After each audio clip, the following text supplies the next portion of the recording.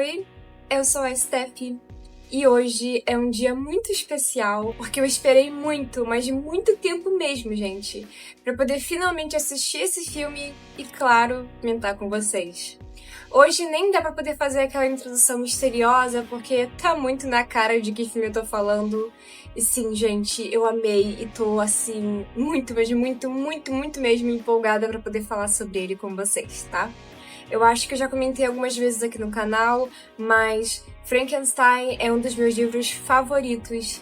Então, quando eu soube que ia ganhar uma adaptação, principalmente do Del Toro, que é um diretor que eu adoro, eu fiquei muito ansiosa. E acho que alguns de vocês também ficaram. E, enfim, chega de enrolação. Hoje, na sessão de domingo, eu vou finalmente comentar sobre Frankenstein de 2025.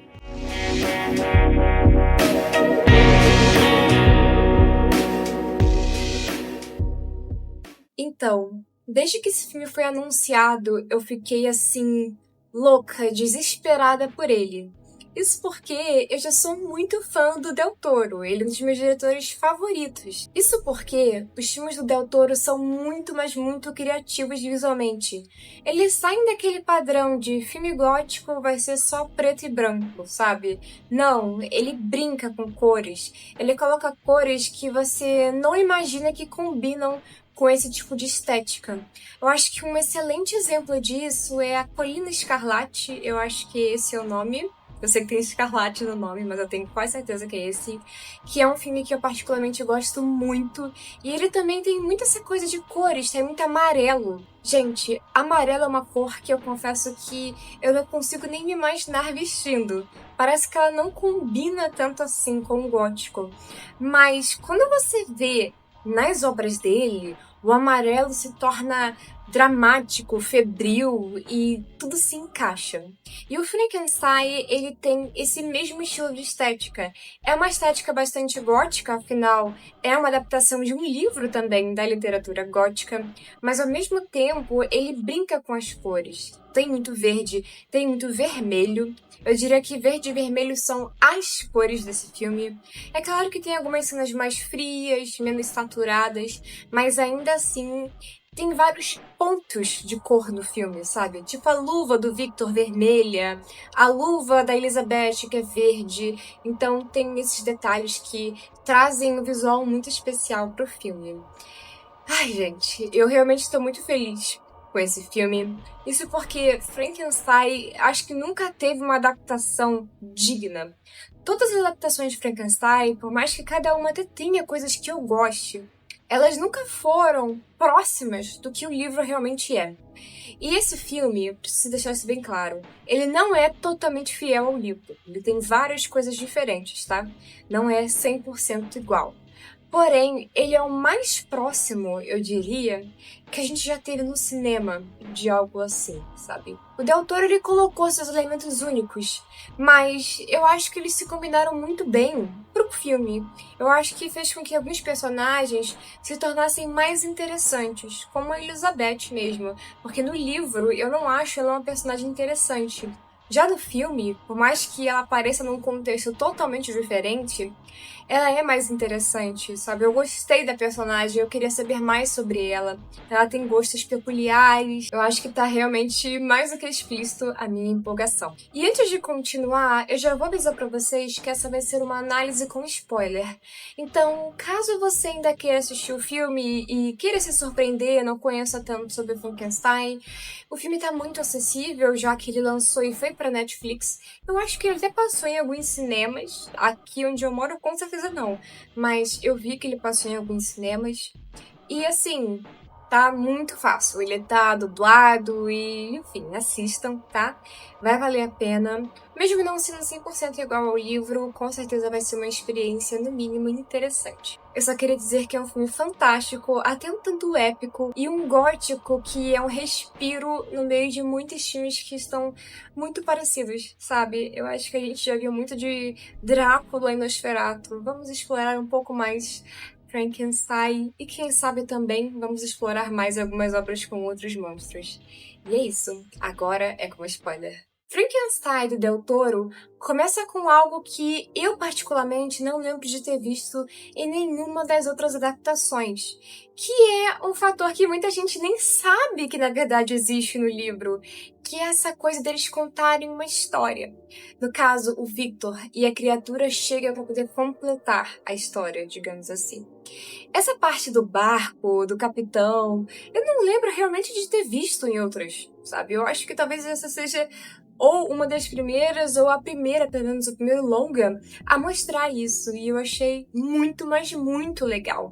Porque eu lembro que quando eu li o livro pela primeira vez, eu fiquei, nossa, que interessante, que diferente. Ele começa bem diferente do que eu pensava. Outra coisa que eu gostei no filme e que também é um diferencial de outras adaptações é que aqui o Victor, ele realmente, por mais que o Oscar Isaac seja bem mais velho do que o Victor era no livro, ele começa com aquela coisa de estudante.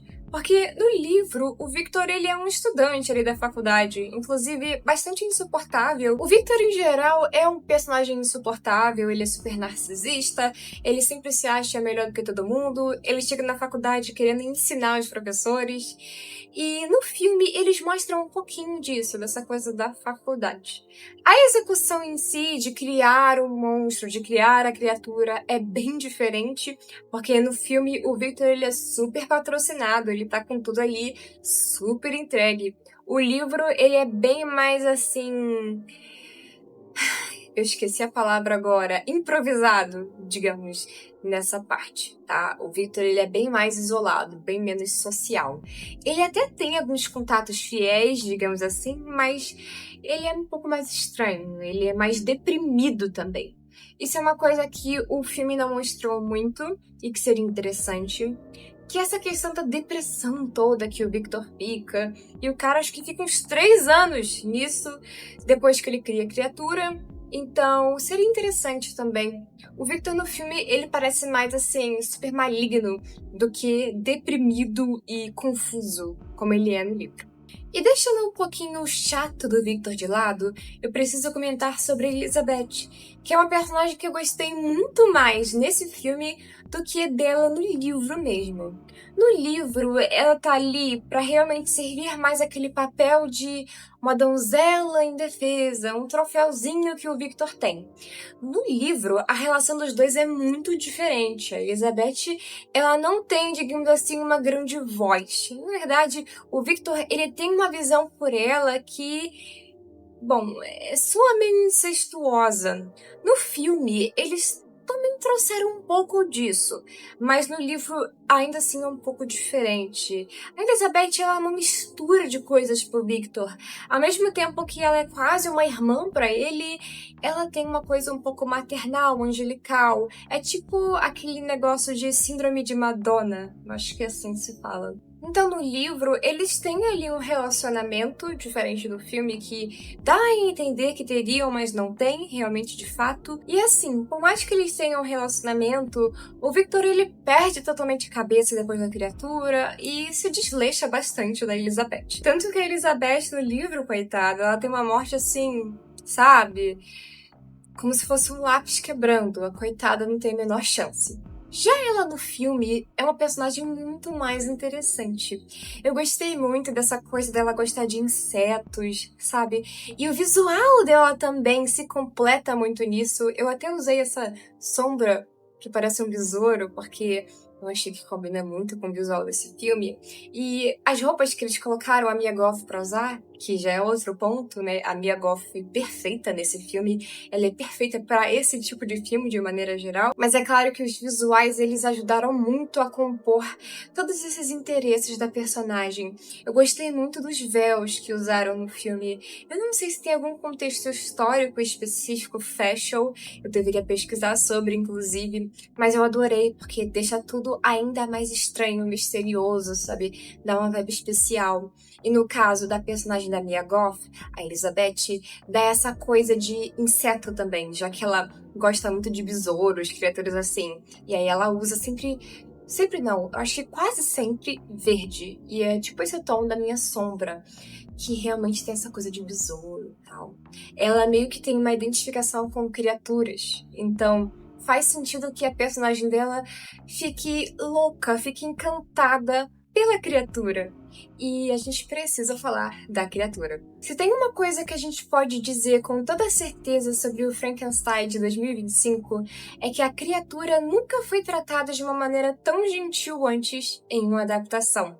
Assim, é claro que já existiram outras adaptações ou obras inspiradas que a gente tinha esse lado mais sensível da criatura, mas nesse filme foi algo tipo uma carta de amor mesmo à criatura. O filme ele é dividido em duas partes. A primeira, a gente vê a história do Victor, todo o processo dele de construção ali daquela loucura toda dele, e depois chega a criatura e conta a parte dela da história. E a criatura nesse filme, ela tem um visual mais próximo do da criatura no livro. Pra quem não sabe, no livro a criatura ela não foi feita tão de qualquer jeito. Por mais que ela tenha sido feita com restos de corpos, ela foi bem selecionada, digamos assim. Inclusive, isso daí é algo que as pessoas apontam muito para um lado mais queer de Frankenstein. Para mim é bem nítido que o Victor, por mais que muitas coisas sejam por puro narcisismo, ele tem um lado meio queer sim, tá? Isso daí é algo que já foi analisado por várias pessoas. Por mais que talvez não seja, assim, a ideia totalmente original por trás dele, é inegável que tem uma vibe ali rolando.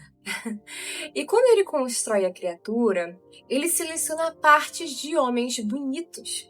Então faz sentido que a criatura seja um cara de 2 metros de altura, musculoso e tal, porque o Victor selecionou isso a dedo. Porém, por mais que a criatura tenha sido feita a partir de restos ali de caras fortes, bonitos, não tinha como ela ficar perfeita. Então, é interessante que por mais que você olhe e consiga ver beleza, ainda tem algo grotesco. E uma coisa que me surpreendeu muito nesse filme é que a criatura foi interpretada pelo Jacob Elord, que é um ator que, na época que foi anunciado, eu fiquei, caramba, será que vai combinar? Porque a imagem que eu tinha desse ator era de personagens galãs e narcisistas. Essa é uma imagem que acho que quase todo mundo tem dele, por causa daquela série que ele fez, eu acho que é Euphoria. Eu não assisti essa série, mas mesmo não tendo assistido, eu vi muitas cenas e o personagem dele tá sempre sendo um completo arrogante.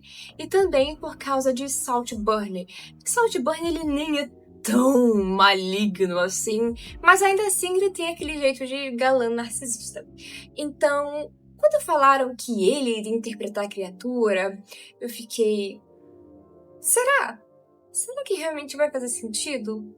E também tem essa polêmica dele em Morro dos Ventos Vivantes, né, que vai sair agora. Pra esse, eu realmente, sabe, essa adaptação aí eu já não tenho esperança nenhuma. Mas ele em Frankenstein, gente, me surpreendeu, porque a criatura, nesse filme, é muito mais sensível, é muito mais inocente, pelo menos em boa parte da sua história. Então, ele conseguiu trazer muito disso, dessa delicadeza que eu não imaginava que ele conseguiria trazer. Pra ser sincera com vocês, todo mundo do elenco principal do filme, assim, conseguiu me surpreender de alguma forma. A Mia Goth surpreendeu por conseguir interpretar duas personagens, já que no filme ela também interpreta a mãe do Victor, apenas com algumas diferenças ali visuais, sabe? Ela conseguiu transmitir algo totalmente diferente, então... Sabe, eu gostei disso. Apesar de que a Mia Goth, eu já tinha essa certeza de que ela iria combinar para esse tipo de filme. O Oscar Isaac foi algo que me surpreendeu. Não apenas pela atuação, porque o Oscar é um ótimo ator, mas porque eles conseguiram fazer você sentir um ódio, uma repulsa por ele. E, gente, o Oscar Isaac é um galã. Só que nesse filme, cara, eu achei ele tão feio, sabe? Eu não tava nem aguentando olhar pra cara dele. O que me surpreendeu, porque eu acho o Oscar Isaac uma pessoa simpática, bonito. Só que nesse filme, cara, Nossa, eu não tava suportando. Ele ficou muito feio. Eu nem sei se eu vou conseguir enxergar o Oscar Isaac da mesma forma depois desse filme. Porque realmente eles conseguiram fazer o Victor ser ainda mais detestável do que ele geralmente é em outras adaptações e no livro em si. No livro, eu diria que ele é mais um pateta imbecil. Mas no filme, ele é simplesmente detestável. E como eu comentei com vocês, o Jacob Elord surpreendeu pela delicadeza, pela sensibilidade. A gente também teve o Christopher Watts, eu acho que é assim que se pronuncia, nesse filme, só que pra mim ele é só mais do mesmo. Ele é ótimo ator, tá? Não quero criticar isso, mas parece só mais do mesmo que ele geralmente faz, então não me surpreendeu muito nesse sentido. Eu diria que realmente os destaques pra mim foram o Oscar Isaac e o Jacob Elord. E faz sentido, já que eles interpretam os personagens principais dessa história. E bom, gente, é lógico que existem mais algumas coisas que eu preciso comentar com vocês sobre esse filme.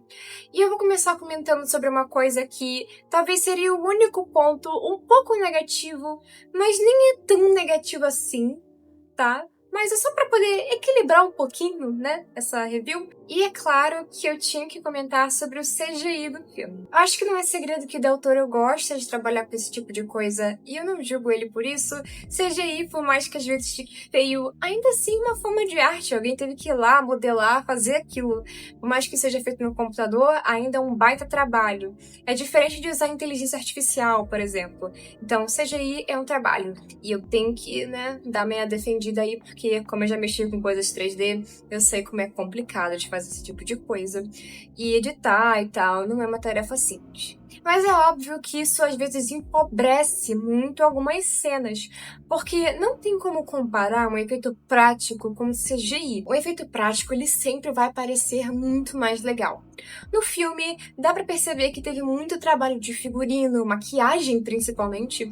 Pelo que eu vi, demorou 11 horas para poder fazer a maquiagem da criatura.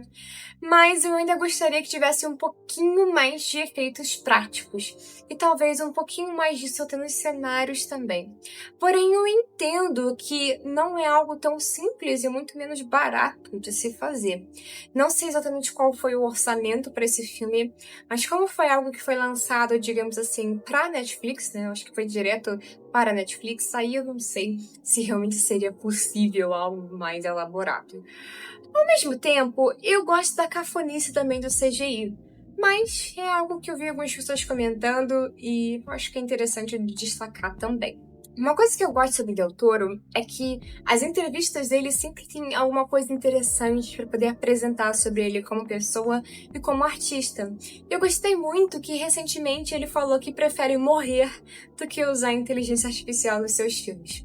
Como eu sou uma hater de inteligência artificial, principalmente no cinema, eu fiquei muito feliz com isso.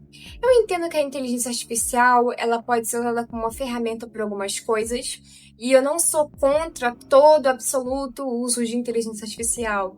Eu acho que ela pode sim ser útil para algumas coisas. Mas quando a gente fala de algo artístico, aí, sabe, pra mim não dá. Eu acho que a arte é uma coisa que a gente não pode, sabe, automatizar dessa forma. Eu entendo usar inteligência artificial para poder, sei lá, refinar um áudio, para fazer alguma coisa assim. Mas para colocar algo ali na tela para ser visto, aí já é demais. Então, eu fiquei feliz com essa opinião do Del Toro, porque diferente de outros diretores que eu até gosto, como o Cronenberg, sabe, que falou que vai trabalhar com inteligência artificial, ele já disse logo a visão dele sobre isso. E eu acho que é importante para a indústria, sabe, ter pessoas que têm destaque, um cara que já ganhou o Oscar comentando sobre esse tipo de coisa. E é isso. O que vocês acharam de Frankenstein de 2025 pelo Del Toro? Tá mais do que na cara que eu amei o filme, eu achei ele fantástico, por mais que seja diferente do livro em vários pontos, ele funciona perfeitamente e, em geral, é um filme muito bacana de assistir. Mesmo tendo mais de 2 horas, ele passa sem você perceber e traz aquela sensação de satisfação no final. Pelo menos eu tive essa impressão. Eu entendo as pessoas que ficaram um pouco decepcionadas e que queriam algo um pouco mais fiel ao livro. A gente tá sempre nessa busca, né? Porque esses clássicos góticos, gente, raramente ganham boas adaptações. Eles estão sempre nesse aguardo por uma adaptação que faça mais sentido. E de verdade, eu espero que Frankenstein um dia ganhe uma adaptação que seja realmente linear, certinha ali com o livro, tá? Mas uma adaptação que consegue ser bastante fiel em vários pontos, que tem só algumas coisas originais, pra mim também funciona e eu estou satisfeita com isso. Porém, é aquilo. Eu entendo a visão de algumas pessoas diante do filme, mas eu acho que a gente também precisa analisar o filme independente da obra original. Ele funciona como um filme, eu acho que isso é o mais importante. Porque talvez ele poderia ser 100% ali fiel, mas ser um filme feio, mal feito, que não entretesse. Então, será que realmente valeria a pena? Porque cinema e literatura são artes diferentes, sabe? Então, tem isso também, né? Mas enfim, esse tem sido um ano muito interessante para quem gosta de cinema gótico. A gente teve Nosferatu, apesar de que Nosferatu eu acho que saiu no final de 2024, mas pra mim ele é 2025, tá? E agora Frankenstein. Também teve um filme novo do Drácula, mas eu não assisti ainda. Será que eu deveria assistir? Vocês comentam aí pra eu decidir se vale a pena, tá? E é isso, gente. Muito obrigada por assistirem esse vídeo. Muito obrigada aos membros do canal que votaram nesse filme. Eu fiquei muito feliz com isso, tá? Porque eu tava muito ansiosa pra assistir e comentar aqui. Mas é claro que eu também deixei alguns outros filmes recentes que eu ainda não assisti e não comentei. E eles vão voltando aí em próximas votações. E chega de enrolar. Novamente, muito obrigada. Se você quiser saber mais sobre mim, sobre os meus outros trabalhos aqui na internet, como meu brechó e também meu trabalho como ilustradora, todos os meus links estão no meu TapLink. E se você quiser me apoiar, você pode também ser membro do canal, custa apenas R$ 1,99. E agora deu. Muito obrigada e vejo vocês na próxima sessão de domingo.